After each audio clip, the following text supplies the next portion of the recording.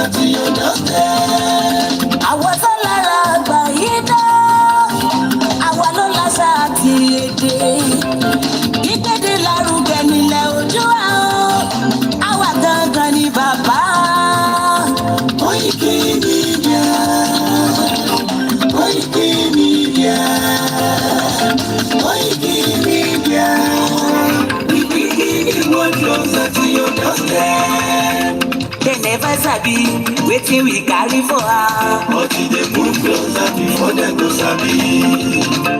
I said they never know wetin we carry for body. But they move closer before they go sabi.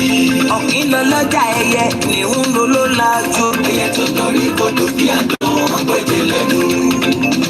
Ká ṣiṣẹ́ fún ilẹ̀ bàbá wa, ká ṣiṣẹ́ fún ìlú bàbá wa, ká jùmọ̀ sowọ́pọ̀ ká lè tó dúdú àga. Òdúdú wa kò bá lè gbé wa. Ọmọ Odùduwà ṣe kiri.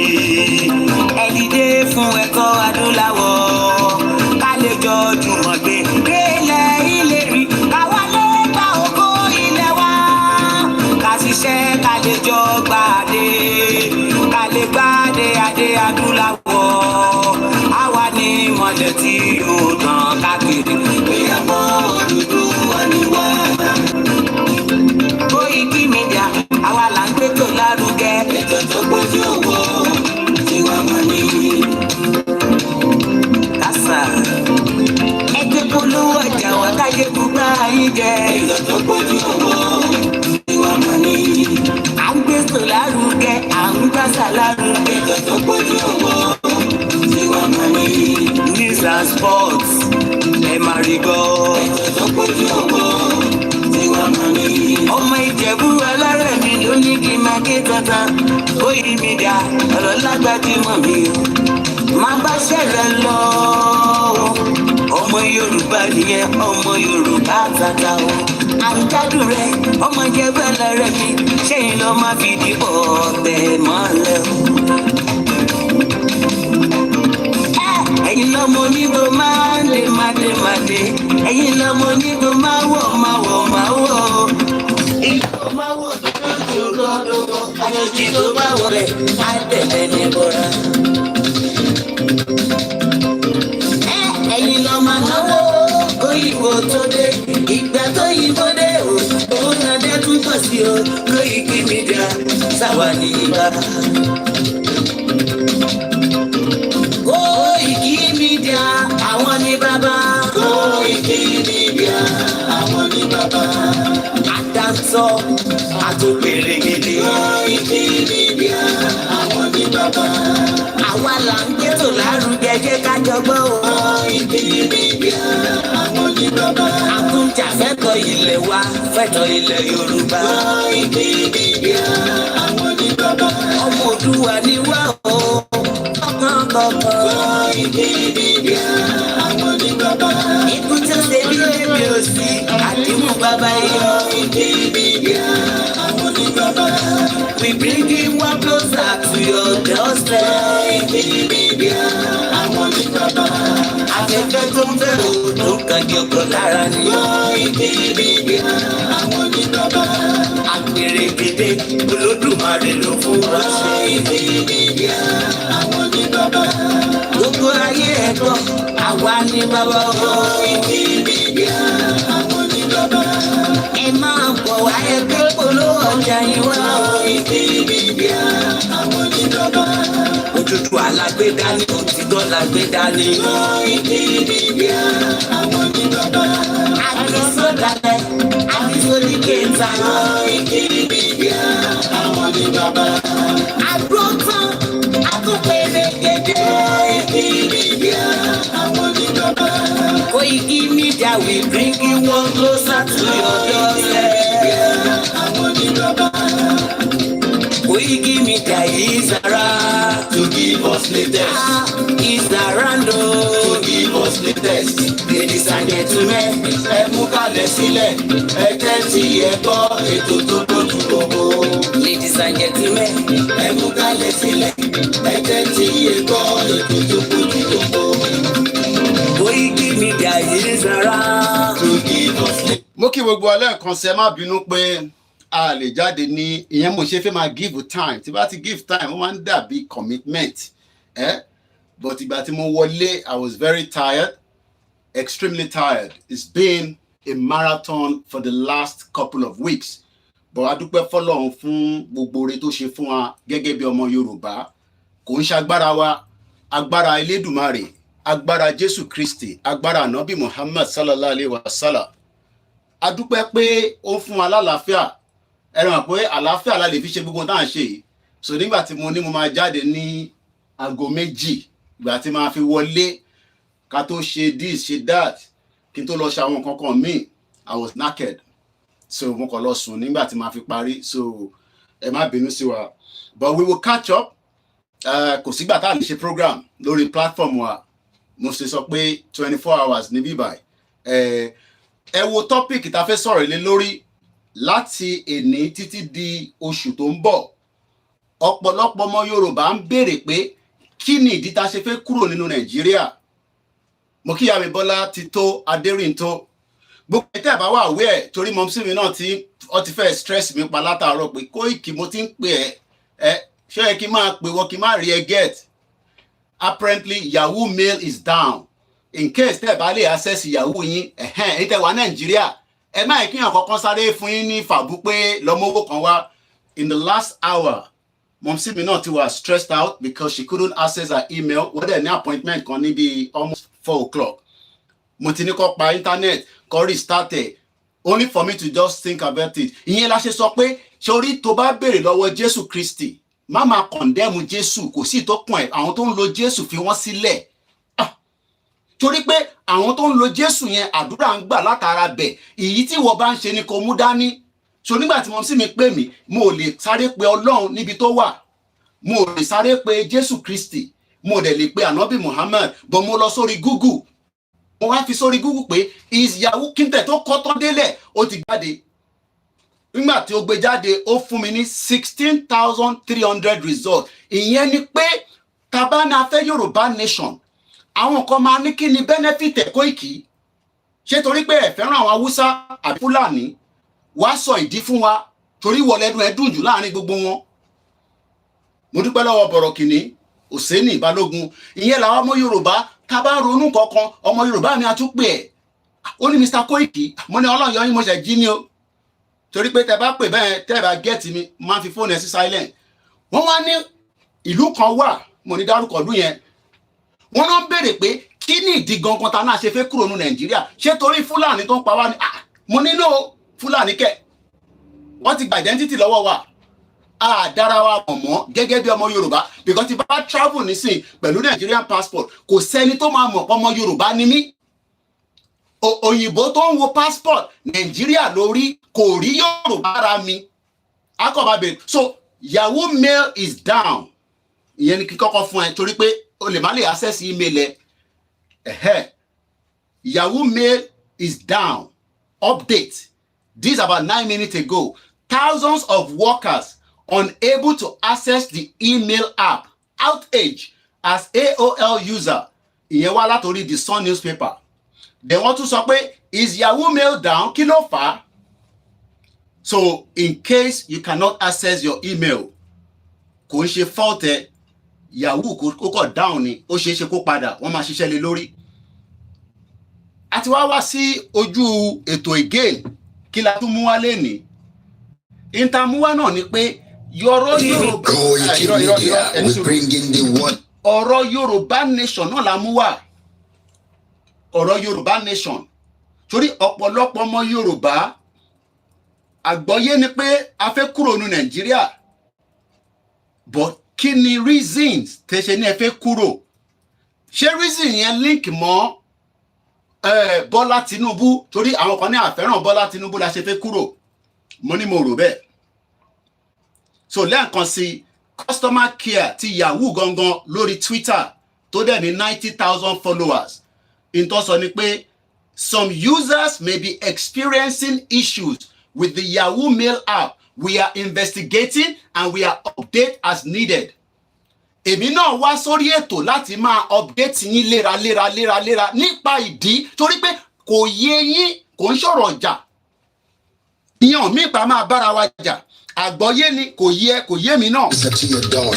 Koiki kí ló dé tẹ́ ṣe fẹ́ kúrò nu Nàìjíríà gbogbo wa ti jọ gbé for thousands of years kò pé thousand o má ẹ̀kọ́ parọ́ fún ẹ gbogbo existent pé Nàìjíríà exist as a country kò tí ì pé 200 years tó bá lọ sínú ìdílé tọ̀dọ̀ tiẹ̀ wàá rí pé bàbá kan wà níbẹ̀ wọ́n á ní bàbá yẹn dàgbà nígbà tó dàgbà títí ó pé 100 years tó bá tún sọ pé bàbá kan náà ló bí bàbá yẹn náà pé 100 years ó di 200 so báwo wá ní existent Nàìjíríà ṣe fẹ́ ju generation bàbá ẹ lọ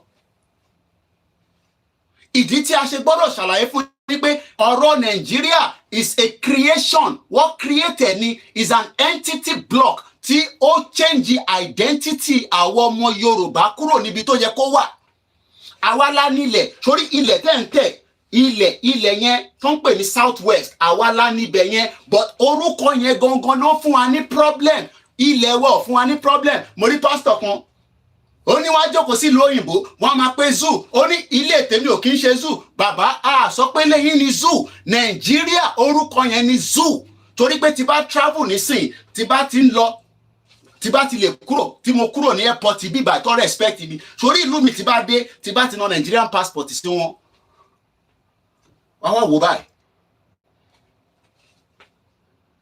What do you say your name is? OLAYOMI KOIKI. Where are you coming from?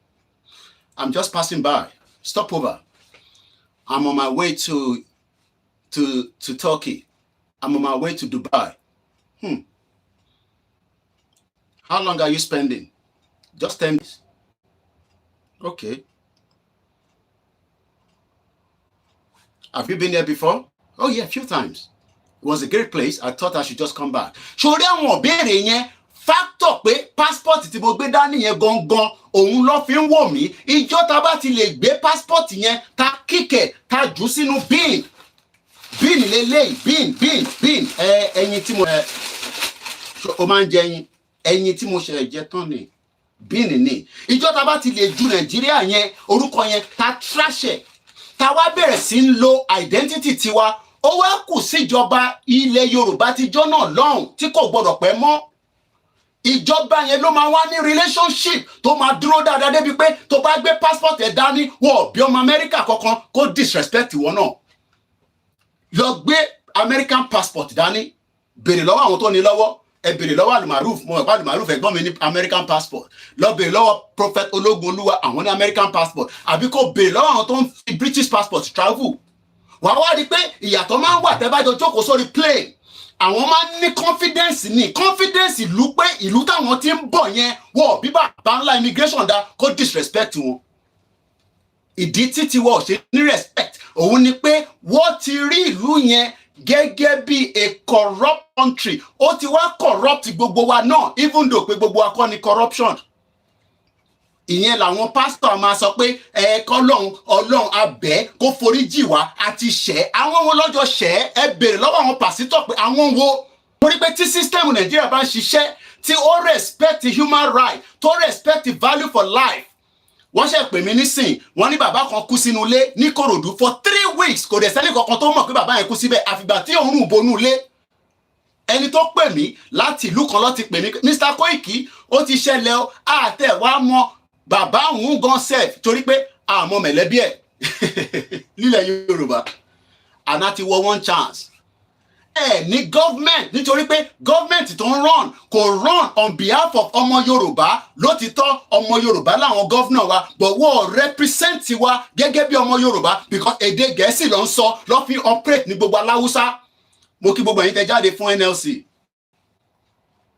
orúkọ mi ni OLAYOMI KOIKI mo kí gbogbo alẹ́ nǹkan sí so tá bá wá ń sọ pé a fẹ́ Yorùbá country a fẹ́ kúrò nínú Nàìjíríà orí ilẹ̀ tá wà yẹn sì máa wà níbẹ̀ àwọn òyìnbó lórí burúkú àwọn kóromẹ́rò àwọn lọ́kọ́ wa mọ́ ìdọ̀tí lọ́ fi ń pe bíbá ní Nàìjíríà òun lélẹ̀ tó bá lọ sókè wàá rí pé Niger náà lókè wàá rí pé Chad wà ní bíbá tó bá wá sọ́wọ́ sàlẹ̀ wàá rí Benin wàá rí Togo tó bá wá sọ́nà bíbá wàá rí Abidjan Tábà ti padà síbi tí a wà nítorí pé 1884 ló ti kọ́kọ́ káàfù gbogbo tó ń pè ní Áfíríkà kò lè yé ẹ nítorí pé bàbá ò ṣàlàyé fún ẹ, mọ̀mísí ò ṣàlàyé fún ẹ, Kóìkì ló lè ṣàlàyé fún ẹ, má ní káwọn mainstream media ṣàlàyé fún ẹ. Ọ̀rọ̀ Nàìjíríà ò lè work, àwa àti Nàìjíríà ó ti kú. Ẹ jẹ́ ká padà síbi tó orísun wa wà, ká gba ibi tó ń pè ní identity wa.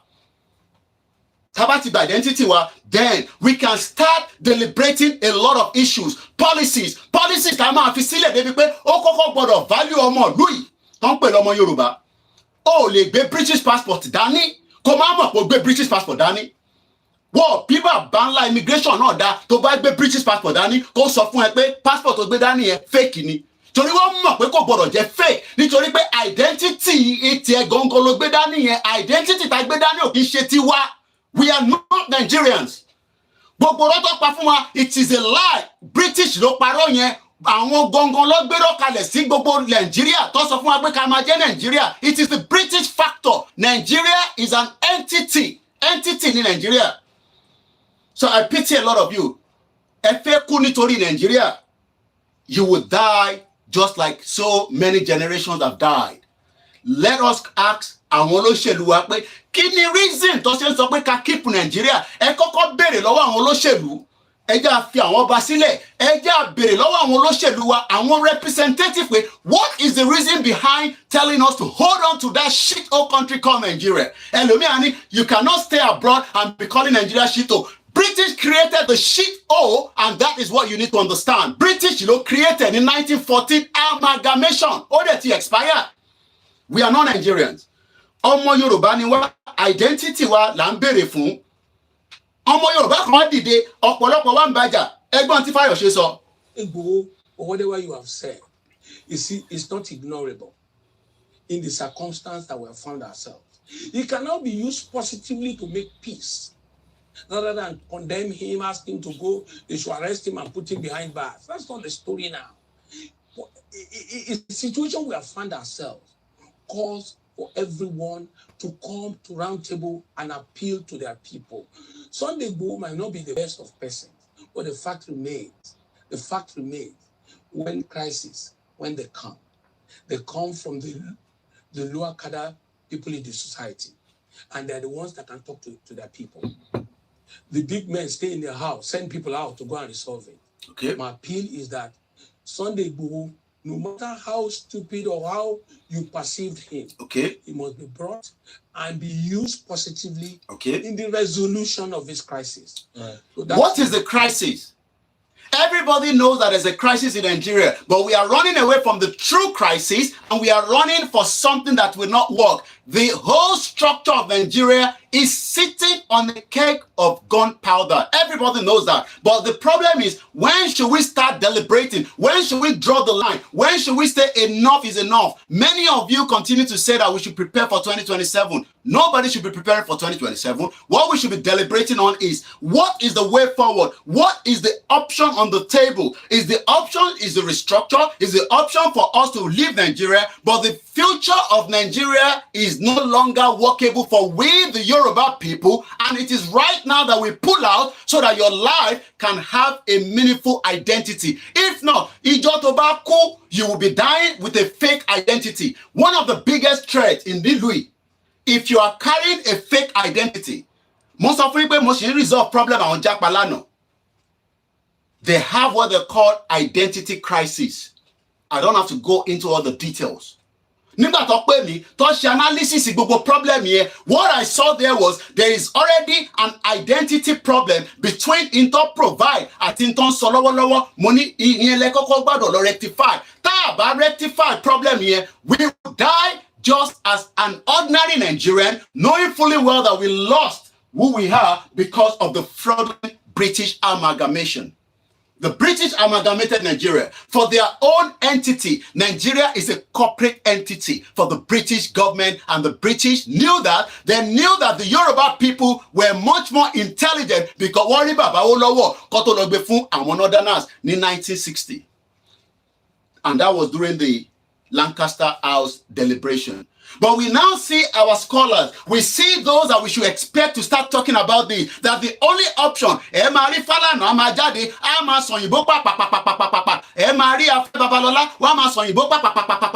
every one of them knows that the true meaning of Nigeria is not what we are told. It is a lie. And until we all ask the question, are we Nigerians? In Nigeria, let's first listen to this again. We have problems in the land. And problems, I want to say this, might be off the cuff, is because of our constitution. Okay. Also, Nigeria is not operating any constitution known to honesty, entrenched in group faith, brought about by unanimity of the people, acceptable to federalism, and again, that is also, we also have that problem in the judiciary because of the Nigerian situation. We have a unitary system. That's what wrong. Hydra-headed. Don't let us pretend.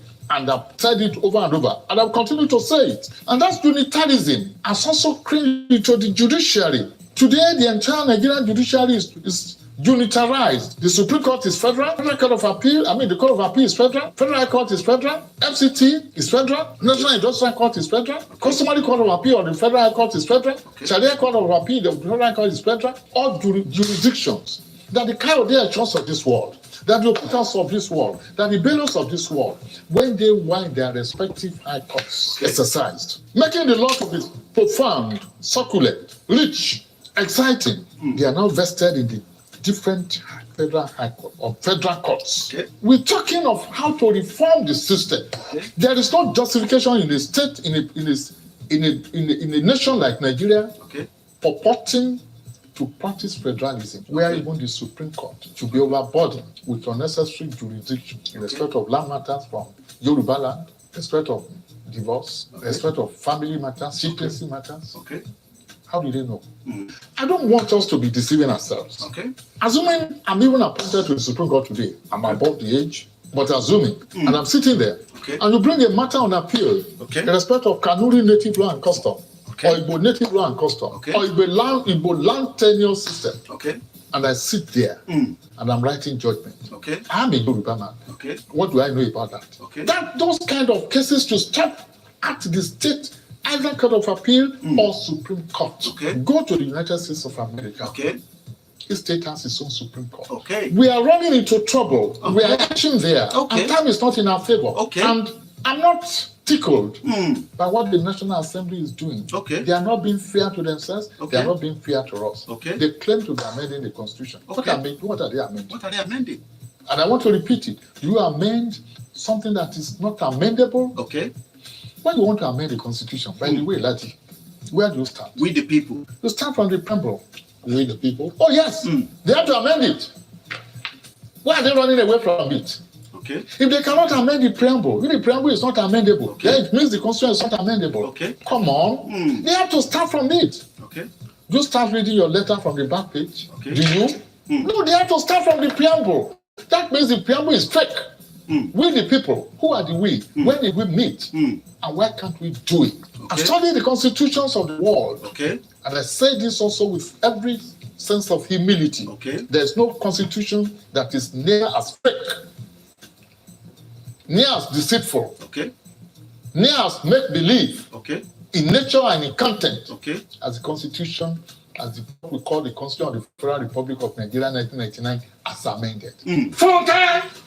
Now, the question we should ask ourselves is, for how long are we going to be listening to all these rhetorics? For how long do we continue to be deceived by those that are meant to speak and say that Nigeria is just an entity, is a corporate body? And what do we mean by a corporate entity? We've checked that before, and we're going to be looking at that again this morning, or rather this afternoon. Corporate entity.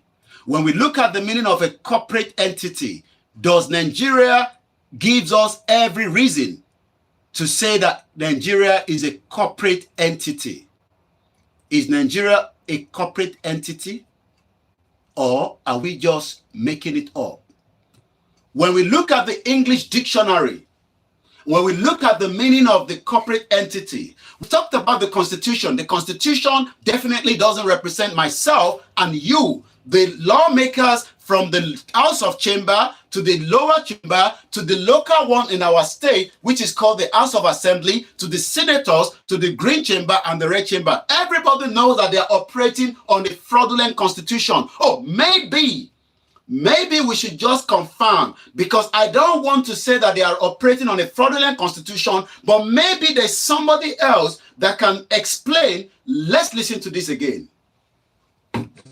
President Tinubu needs to put his best foot forward to govern the country. If he does that, in 4 years, he can turn things around. Okay. But there are certain critical things he would need to do. Okay. The first thing is to say, what's the Constitution? If, for instance, me and my wife Lillian don't agree in our marriage of 45 years, then we can't do anything. So the first thing that President Tinubu would need to do is to ensure that Nigerians all agree to be one country. Okay. You recall that Bolaige asked those two questions. Do we want to be one? It's not by force. Do we want to be one? It's not by force.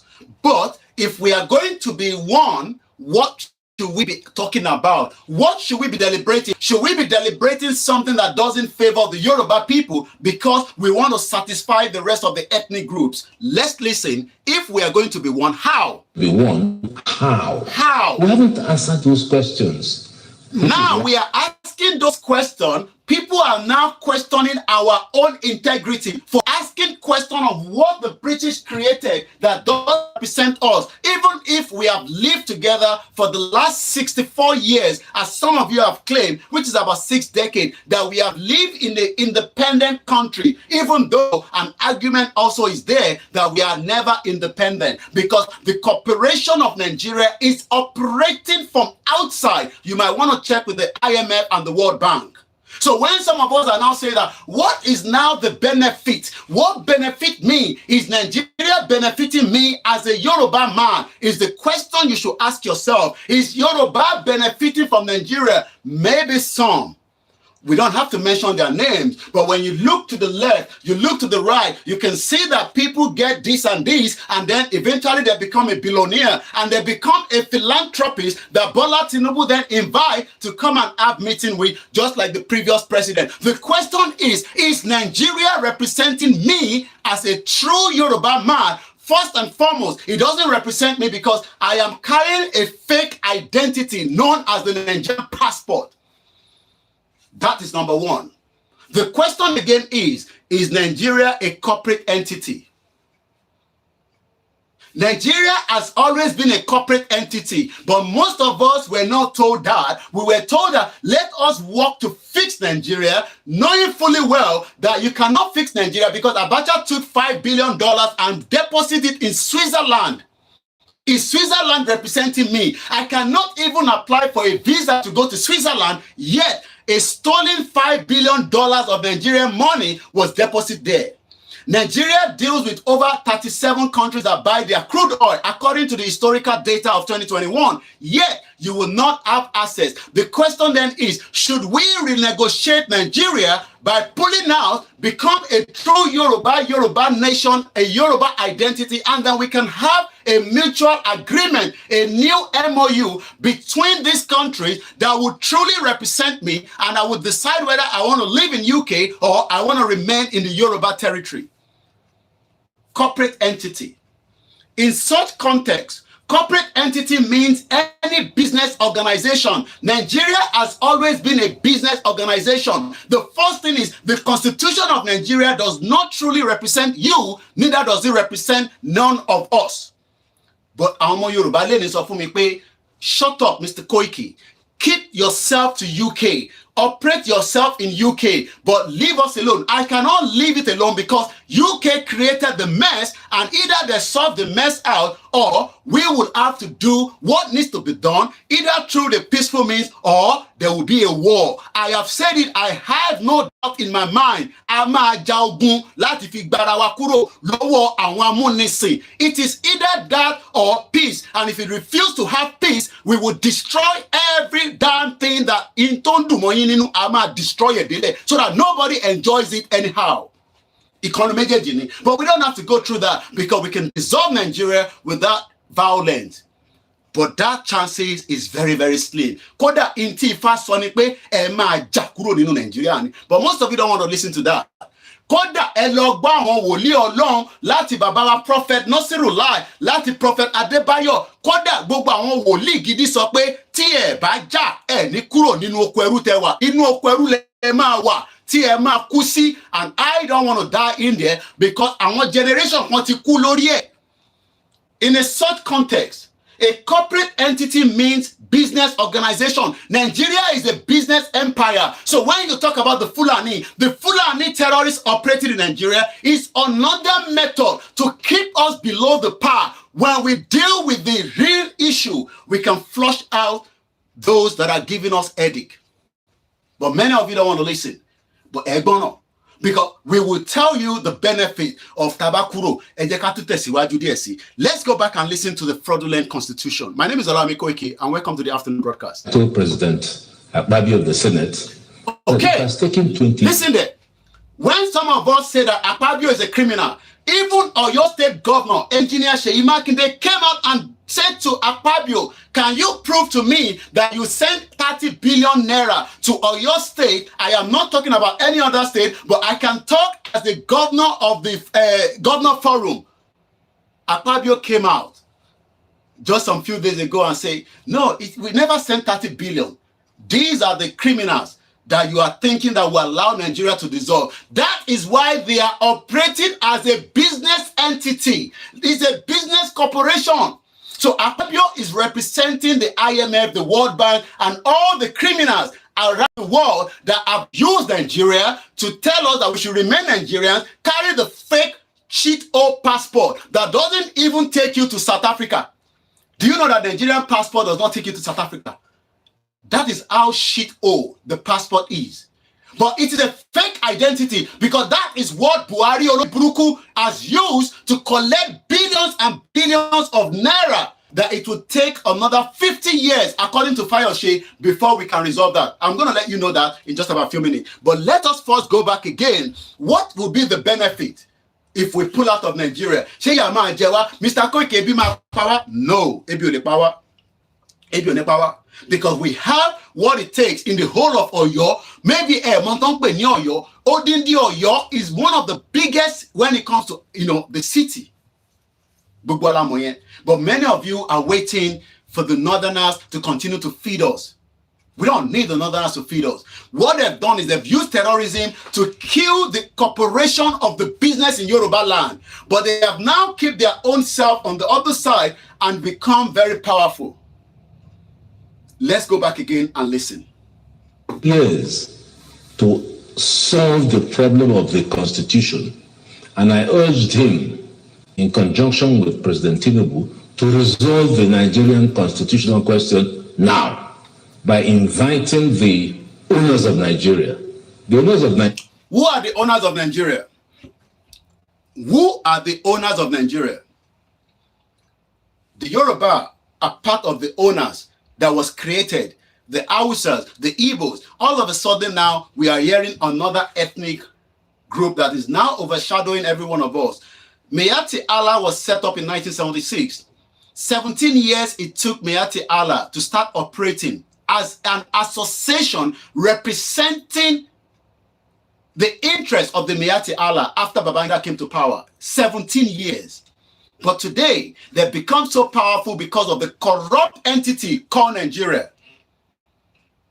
So when we talk about the real owners of Nigeria, let's listen and hear what he has to say on who are the true owners of Nigeria. Today is the 27th day of the month of February. My name is OLAYOMI KOIKI, and this is a self-determination platform that believes that the indigenous people of the Yorubas currently residing somewhere in Nigeria, southwest in Africa, are no longer interested in what was being the creation of Nigeria, known as the fraudulent 1914 amalgamation on the 1st of January 1914. It has literally 110 years as we speak, just some few months back. Let's go back again.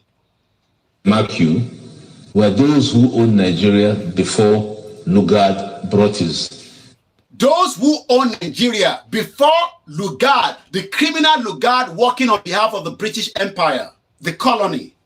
Because some of you don't even know that Lugard was operating on what he was told to do. Lugard was not born in UK, but because his parents are from Britain, he was born in India. He served in Hong Kong. He was a military guy until he was brought to Nigeria to represent the British interest. Lugard and the girlfriend decided to amalgamate Nigeria in 1914 for best interest known to them, but none to us, because we were not aware of that. Even if we were aware of that, it was by gun and bullet on our head to accept the amalgamation. We are now saying that we don't want this anymore. Some of my Yoruba colleagues, some of my Yoruba stars say to me, oh no, just let us continue to get a restructured Nigeria. You don't need a restructured Nigeria. We pull out, just like so many other countries have pulled out of Nigeria. That does not mean that we will hate the other ethnic indigenous people. It will just mean that we will be able to respect each other and work at our own pace, just as we saw the cocoa house in Ibadan standing. Have you not thought about how many cocoa houses will have represented the whole of Southwest if we have operated the way it has always been? You cannot get a regional government from President Bola Ahmed Tinubu. So if any of you are waiting that President Bola Tinubu will give us a regional government, President Bola Tinubu will complete his tenure and hand over power, which is part of their policy, back to the northerners so that they can operate, while most of us will continue to live in abject poverty and with a fake identity. Amalgamation in 1914. Call them in. These are the people who own the country. And why is this amalgamation very, very important? Why do we talk about the 1914 amalgamation? Let's do a brief quickly about the 1914 amalgamation. What do we know by the 1914 amalgamation? You want something? What do we do? Eh? Little chicken. You want some of the chicken? The 1914 amalgamation. What do we know by it? Where's the chicken? Eh? In the fridge. Okay, 1 minute. The 1914 amalgamation. Bear with me, because I need to move things around because my son just came back, and that means I have to do some structural adjustments. All right, what we're gonna do, bear with me. And this is for me. I'm going to kitchen me operate. So let's continue to listen to that while I move things around so that my son can do what he needs to do without disturbing them. Let's continue. Some questions. What do you want to see of the Constitution? Because without a Constitution, we're going nowhere. Okay. And no one will doubt the fact that the Constitution bequeathed by the military in 1999 is unsatisfactory.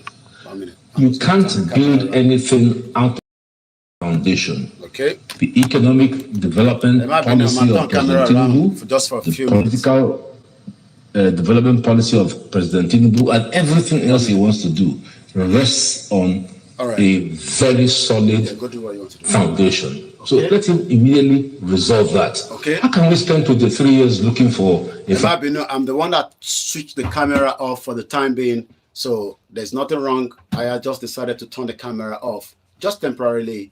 It will come back in a minute. Let's continue. For building a house? Does that make sense to anybody? Okay. So that's my number one issue. We need to resolve this issue of, do we want to be one? Do we want to be one? Matthew, the flip side of the question is that, do we want to be one? Is the question. That question has not yet been answered. Do we want to be one? Do we want to be one? Or are we not saying, do we want to be one? Nobody has answered that question. If we're going to be one, how do we become one? How? Do we want to be one? The camera will come back on, but for now, the camera is turned off because of the work behind the scene. Let's listen more in. Do we want to be one? Doesn't be one, because Yugoslavia, which was 6 countries under Marshal Tito, when he died, decided to break apart. Okay. Today, did you hear that? Yugoslavia, country T at Emiti travel Lorini. Yugoslavia was a country in the southeast and central Europe that existed. Ẹ̀gbọ́n mi dáadáa, just like Nigeria is existing. Mo kí yàwá gbogbo ẹ̀yin tẹ́ ń darapọ̀ mọ́ wa lọ́tùn lósì, ẹ má bínú pé àti mention orúkọ yín.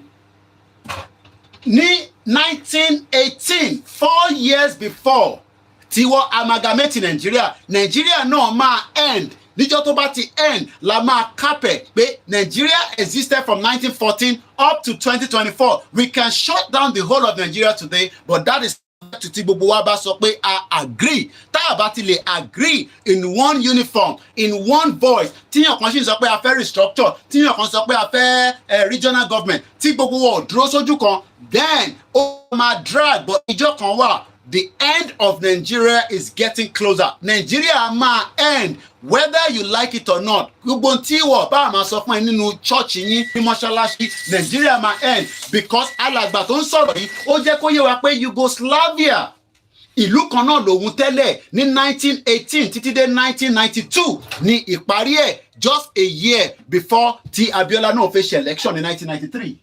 You don't. Mo kí gbogbo alẹ́ nǹkan sí. We turn the camera back on as work behind has now been completed. I had to turn the camera for my own, and the camera is back on now. Ojú ni ọ̀rọ̀ wà. Àìtí dáhùn ìbéèrè yẹn. Ìbéèrè yẹn àìtí dáhùn ẹ̀. Kí ni ìbéèrè náà? Do we want to be one? Ǹjẹ́ a fẹ́ jẹ́ ẹyọkan? And if we're going to be one, ọ̀nà wo la fẹ́ fi jẹ́ ẹyọkan? Ṣé ọ̀nà bí a ṣe ń tọ́ nísìn láti fẹ́ jẹ́ ẹyọkan? Do we want to be one? We need to ask that question. A ní láti béèrè béèrè yẹn, ṣé a fẹ́ jẹ́ ẹyọkan àbí a fẹ́ jẹ́ ẹyọkan? It is a question that needs to be answered. Kí ló dé tá à ń sá fún question yẹn? Kí ló dé táwọn olóṣèlú ò fẹ́ jẹ́ ká béèrè béèrè yẹn? Gọ́gán Ṣèyí Mákindé, ẹ béèrè lọ́wọ́ mi, ṣá fẹ́ jẹ́ ẹyọkan? Ẹ lè máa sọ fún wa pé ká lọ máa dìbò PDP. No more volume kẹ lórí Instagram bí akẹ́wọlé kẹ jáde no sound Mr. Koiki. Oh my God, kí ló ṣẹlẹ̀ kẹ? Mo dẹ̀ pa ilé náà àpapọ̀ kámẹ́rà lásán ni. Oh okay, ẹ má bínú mi, mo fọwọ́ mute ẹ má bínú. Ìyá mi beauty àmọ̀kòṣe sound yẹn ti padà. The sound should be back now. Èmi mo lọ mute ẹ má bínú, ibi tí mo ti fẹ́ tan kámẹ́rà yẹn padà ni. Ìbéèrè tó jẹ́ kó béèrè lọ gbogbo ọmọ Yorùbá lẹ́ni kò ń ṣe lọ́la pé ṣàfẹ́ jẹ́ ẹyọkan nínú Nàìjíríà. It's just a simple yes or no. Ẹ ṣé gan ni sà, ẹ ṣé gan ni mà, ẹ ń tẹ́ wà lórí program. Mo ń béèrè lọ́wọ́ gbogbo wa, do we want to be one? Ṣé a fẹ́ jẹ́ ẹyọkan? Do we want to be one? Tá bá dẹ̀ fẹ́ jẹ́ ẹyọkan, ọ̀nà wo la fẹ́ fi gbà jẹ́ ẹyọkan? Is it on the we see people àwọn náà ti kọ thesis, ṣé thesis lè máa ń kọ èyí tẹ́ ṣe PhD ẹni tó kọ PhD ẹni tó ṣe masters. Ìbéèrè ní kẹ́ bá wa béèrè ni pé ṣé a fẹ́ jẹ́ ẹyọkan? Tá bá máa jẹ́ ẹyọkan ọ̀nà ṣé ọ̀nà tó ń lò lọ́wọ́lọ́wọ́ nísìn tí àwa kọ́ la lo constitution àwa kọ́ la kọ́, but constitution sọ pé we the people, we are not the one that wrote the constitution. The constitution is part of what I said earlier, that Nigeria is a corporate entity. Because in tọ́kọ́kọ́ máa ṣe ni pé wọ́n lo constitution láti fi lock wa mọ́lẹ̀.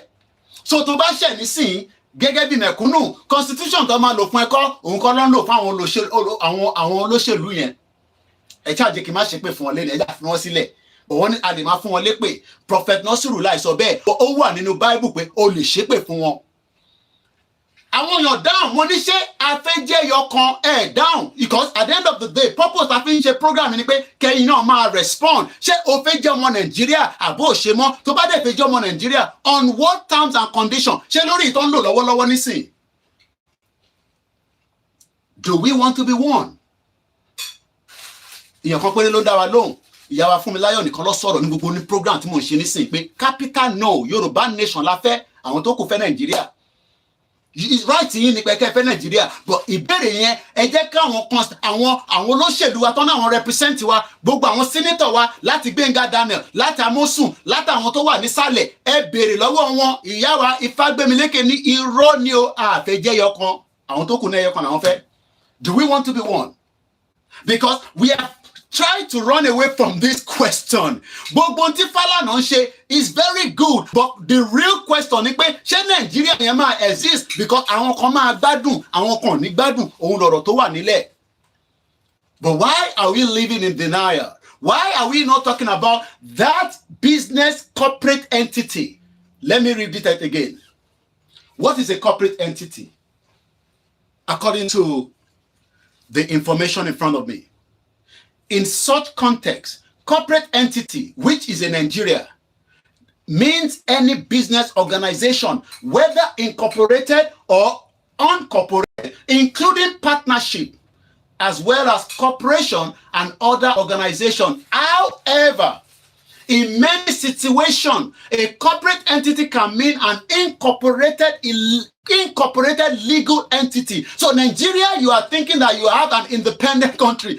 Literally, you don't have an independent country. What you have is part of the fraud that was created for the special interest of the IMF. And IMF is an international monetary fraud.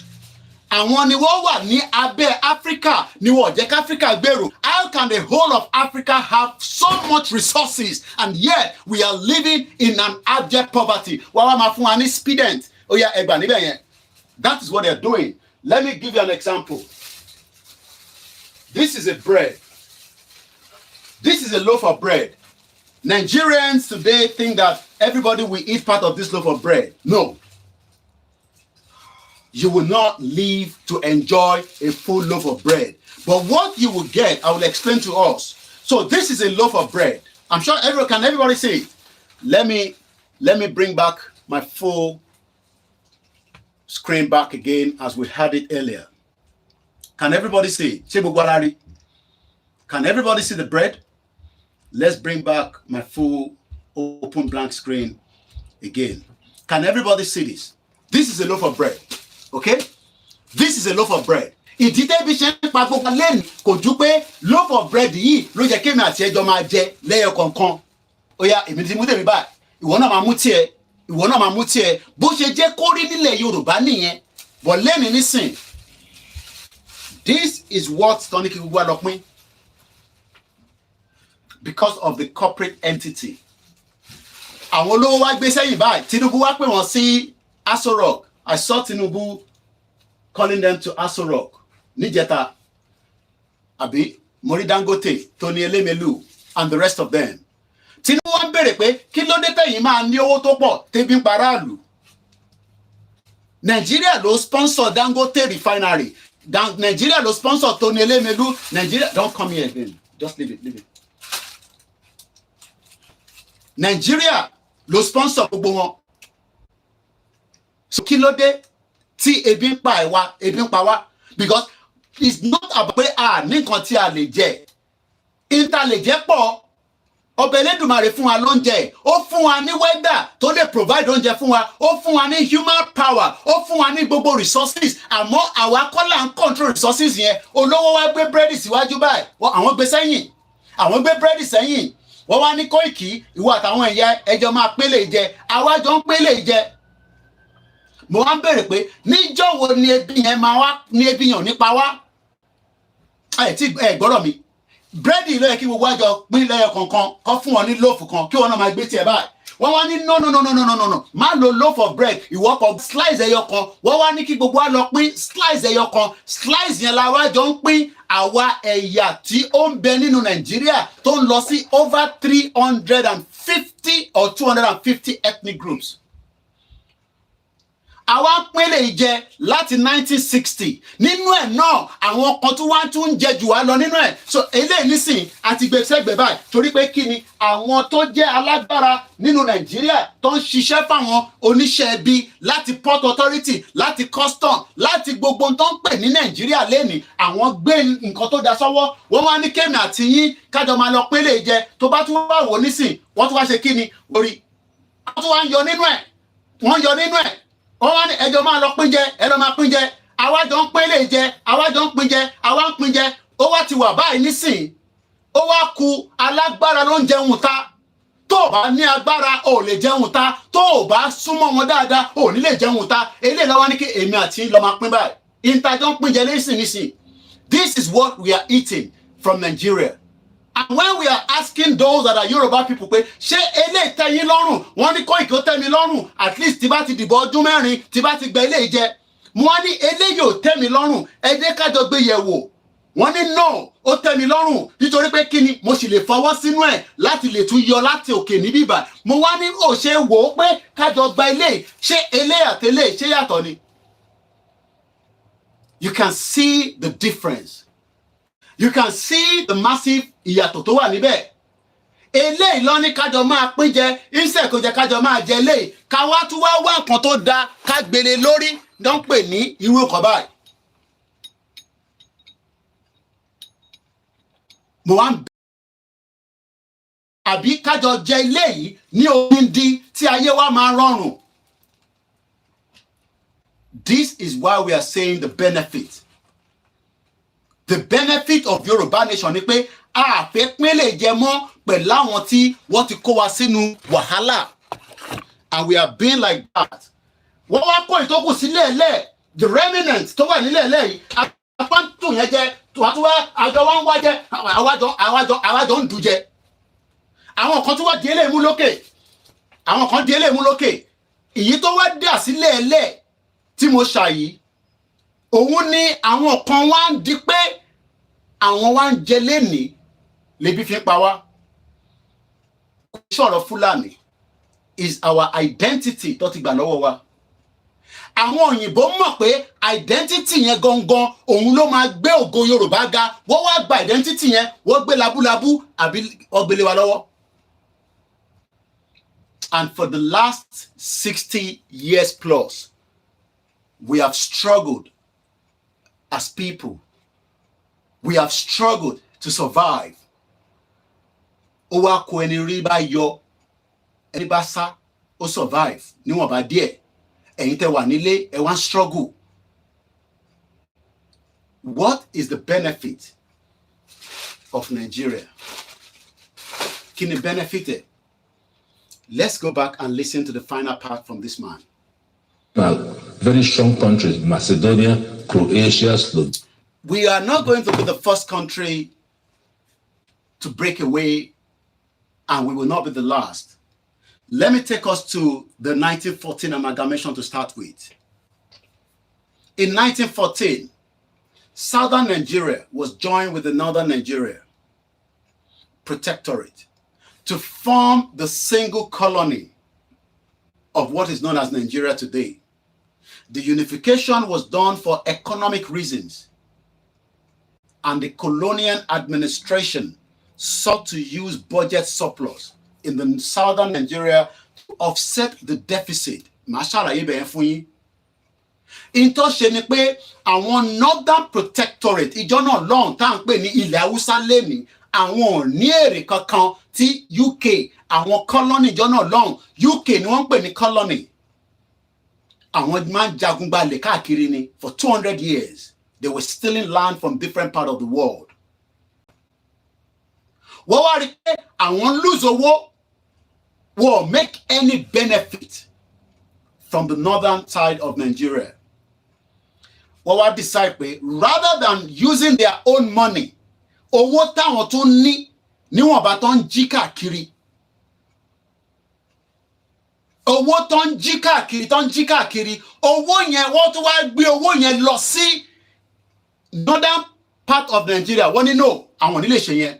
Torí pé táwọn bá ti ṣe yẹn, deficit máa wà.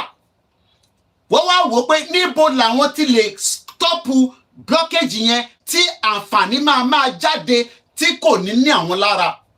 Ara tó ní wá lẹ́ni kò ń ṣe pé torí Ọlọ́run bínú sí wa, kò ń ṣe pé torí àṣẹ Ọlọ́run, gbogbo àwọn kan táwọn pásítọ̀ máa sọ pé àṣẹ Ọlọ́run, àwọn òṣè Ọlọ́run, àṣẹ Elédùmarè. Àwọn òyìnbó ló decide pé colony tiwọn àwọn máa jèrè táwọn máa fi kú ni, èrè yẹn làwọn sì ń jẹ. Ìyẹn ni àwa ṣe ń wá jókòó sí ìlú òyìnbó for 24 years nítorí pé a fẹ́ jèrè ìlú yìí náà. Torí pé tó bá ti wà nílùú yìí, tó dẹ̀ ní right láti wà nílùú yìí, o ti ń jèrè ẹ̀ díẹ̀díẹ̀ nìyẹn. In 1914, wọ́n wá ń deliberate, wọ́n deliberate pé kí ló dé tá à ń lose owó ní north wọ́n ní àwọn northerners wọ́n fáwọn ní owó tó yẹ kó máa fáwọn gẹ́gẹ́ bí ìṣàkọọ́lẹ̀ àwọn ń san tiwa nísàlẹ̀ níbi tá à ń pè ní ilẹ̀ Yorùbá àwọn náà tó rí tí wọ́n san àwọn òyìnbó wá jókòó olè ìjókòó tó ń pè ní ìjókòó 419 tí exist láti ayé aláyébáyé ni wọ́n wá jókòó yẹn wọ́n wá decide pé okay kàkà kílẹ̀ kú ìmáa ṣá ni ẹ kó wọn papọ̀ sínú ìgò kan náà kọjọ máa gbé kọjọ máa sọ èdè kan tó ń pè ní èdè Gẹ̀ẹ́sì in tó fa ìrìn àjò Yorùbá pẹ̀lú Nàìjíríà lẹ́ni nìyẹn which is what they call the 1914 amalgamation. And that amalgamation must be either broken from the spiritual realm, ó ti pín already, but from the physical side, ẹ̀rù ló wá ń bọ ọmọ Yorùbá nísìn láti béèrè fún ibi tó kù sí ká gbà lọ́wọ́ wọn either through a means that will be peace or ká lọ prepare pé a máa gbà lọ́wọ́ wọn because nígbà táwọn náà fẹ́ gbé fún wa nígbà tó fẹ́ join wa together by force ni wọ́n fi join wa àwa náà gbọ́dọ̀ yọ by force ìyẹn ló ṣe sọ pé freedom kì í ṣe tó ń fúnyàn lọ́fẹ̀ẹ́ ó máa gbà ní pẹ̀lú gbogbo agbára tó bá ní ó máa gbà ní tó bá máa dìjà ẹ jẹ́ kó dìjà ẹ gbà kúrò lọ́wọ́ wọn kí a lè rí ayé gbé kí o lè rí identity ẹ ìyẹn là ń sọ táwọn kan sọ fún wa pé afẹ́dọ́gúnlẹ̀ because níjọ́ táwọn náà máa amalgamate wa wọ́n ò béèrè lọ́wọ́ wa wọ́n ṣe by force ni àwa náà gbọ́dọ̀ yọra wa kúrò lára Nàìjíríà by force nítorí pé àwọn tó ń represent corporate entity yẹn àwọn bí Akpabio àwọn bí Bọ́lá Tinubu àwọn bí governor wa gbogbo wọn they are part of the crime scene tó ń pè Nàìjíríà they are all part of the crime scene and they are not ready to let go. They are not ready to let go. Ibẹ̀ lọ ready láti wà tó máa kú sí ìyẹn ló ṣe máa ń ṣe governor tán tó tún máa sá lọ sí senate like Gbenga Daniel olórí burúkú. They are all born bastard. Olè ni wọ́n like Amosun, like Yayi, and many of them like that. And they become warlord. They become powerful. And they keep every one of us in this fake amalgamation. And many of you today, rather than kájọgbé yẹ̀wò pé ṣọ́rọ̀ tára bí ń sọ ṣó ní ọgbọ́dọ̀ lórí ẹ̀tú wá jẹ́ pé àwa tí nígbà tí wọ́n sọ pé wọ́n pinlẹ̀ Nàìjíríà ṣé wọ́n ní bàbá mi wà lára àwọn tó jọ pinlẹ̀ Nàìjíríà ṣé wọ́n kọ́ pé bàbá mi wà lára àwọn tó jí owó ní Nàìjíríà àwa lẹ wá tún attack. But ní blame yín because mọ benefit ọjọ́ iwájú tí à ń sọ̀rọ̀ lé lórí. Because if many of you know the benefit, you will run away from that entity block known as a corporate entity tí àwọn òyìnbó create. They created it for themselves. The existence of Nigeria today is not for the benefit of Nigerians. It's for the benefit of the IMF, the World Bank, and the rest of the corporate entity. And all therefore, different entity ni wọ́n. Àwọn entity kan wà, wọ́n mọ tán need. Àwọn entity kan wà, àwọn ni wọ́n create terrorism in Nigeria and Africa.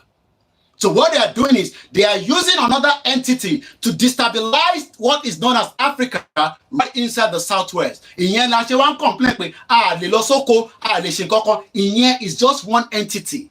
Tó bá mọ shenanigans tó lọ nínú Apapa port, tó bá mọ owó tó ń gbé jáde nínú Apapa, tó bá mọ iye ọkọ̀ tó ń wọlé sínú Apapa tí wọ́n dẹ̀ sọ fún wa pé àwa la gbọ́dọ̀ jèrè ẹ̀ nítorí pé àwa la ní waterways. Ẹni tó bá dẹ̀ ní omi ní àgbáyé òun ló ní agbára lọ́wọ́. Kí ló rò pé Amẹ́ríkà ṣe attack wọn ní Red Sea lẹ́ni nítorí pé àwọn Houthi sọ pé àwọn ò ní allow ọkọ̀ kọ̀ọ̀kan kó kọjá níbẹ̀ nítorí pé ìjà tó ń lọ lọ́wọ́lọ́wọ́ látara Palestine àti Israel. Amẹ́ríkà wa nínú ẹ̀ lè ṣe yẹn àwọn oníjókòó ká máa wò yẹn wọ́n wá kó ọkọ̀ ogun wọ́n kó lọ sí ọ̀nà Red Sea láti fi protect the interest àwọn ọkọ̀ tó fẹ́ kọjá tó ń gbé ọkọ̀ nǹkan tó máa jẹ́ pé nǹkan tó fẹ́ lọ tà from different countries around the world. Ìyẹn làwọn wá fi ń ṣe ẹlẹ́lẹ́yà èyí tó yẹ kí gbogbo akájọ jókòó pé Àpápá ó yẹ kó máa benefit ọmọ Yorùbá ní títí dé ìlú òkè lọ́hùn kò wá benefit ẹni tó wà ní Lagos State. Ẹ lọ wẹ̀ yín tẹ́ ń gbé ní Lagos State. Most of you ìgbé ayé tó lọ lẹ́ ń gbé ẹ̀ ń gbégbé ayé tí kò rọrùn. It's not your fault, kò ń ṣẹjọ́ yín. It's because of the fraudulent amalgamation tí wọ́n create. What was the reason? Kí ni ìdí tí wọ́n ṣe created? Òun náà láti sọ bọ̀ látẹ̀ǹkan. The reason for the amalgamation of Nigeria, to unify different parts of Nigeria. Has that worked? Bèrè lọ́wọ́ ara ẹ pé in the last 60 years plus, has Nigeria been any benefit to us? No. Many of you knows that, but many of us live in denial. My name is OLAYOMI KOIKI. This is how far we can go this afternoon. But be rest assured that we'll be coming back at an appropriate time again for more educational purpose of why we Yorubas should now decide on our own future. The English, the Scottish, the Welsh have decided on their future. The Germans, the French, the Turkish have decided on their future. The Australians, the Canadians, the Americans have all decided their future. When are we going to decide our future? Níjọ́ ni wọ́n fẹ́ ká decide future yẹn. Oh, kí Tinubu ṣe tán ká tó decide future yẹn. Okay. But remember that we are already backwards 50 years plus. It is time that we all stand for the Yoruba nation. I love when people say we're Lagosians, but what has the benefit of being a Lagosian? Mafia don't control seaport wa. That is another day, another conversation. Our mafia gidi, our don't control seaport, and these ones can kill anybody for that reasons. And I'm not joking now. Toba now mafia, elo gbogbo don't pay in the shipping line. Mafia burúkú ni wọ́n. They are very deadly people. Gbogbo them is so innocent. They don't like it. They are very, very deadly. But I pity Yoruba people. One our negotiations. But you don't have access to your waterways. The waterways is no longer in care of us. Let us think now. It is not yet too late. The future of the Yoruba people is no longer viable in Nigeria. It is time that we pull out before it is too late. I hope you've enjoyed the program, even though it's a very short one. But we try and do some other ones later. As you leave the broadcast, remember to share and ask that question. Do we still want to be Nigerians? And if we're going to be Nigerians, on what time and condition? Nigeria is no longer existing from the spiritual realm. But the physical side seems that it is still existing because we want it to exist. The day that we say enough is enough, it will be the end of Nigeria. Thank you so much for joining us. And I hope you've learned one or two things about Nigeria. Nigeria is at the verge of breakup. And it will break at the appropriate time when we are ready. Just like Yugoslavia break out in 1992 to many, many countries that are existing today. The ethnic cleansing will not stop in Nigeria. Whether you like it or not, Tinubu does not have what it takes to protect us. I'm talking about the whole of Nigeria, because Nigeria is already an infiltrated country by a full-blown Fulani terrorist agenda. You can look around you and ask, we are already surrounded. It might not appear to you, but it is getting closer. It might take maybe another few more years, but something must stop now so that we can remain as Yoruba people. And the only thing you can do for us is to just tell somebody that the Yoruba people have the right to self-determination. Self-determination is not a crime. I understand that some of you are very, very concerned because of the media in Nigeria portraying us as something else. We are not terrorists. We are just asking for the same right that any other citizen around the world is asking for. The Scottish does not want to have any union again with the UK. This was a union that was set up in 1701. But today, the Scottish people do not want to be part of the union. They want to have their own independent country. So when we are out like this, don't mix us with those criminals that are mixing things up. We are the Yoruba people that wants to exit the shit hole country called Nigeria. Have a very good afternoon. Bye for now.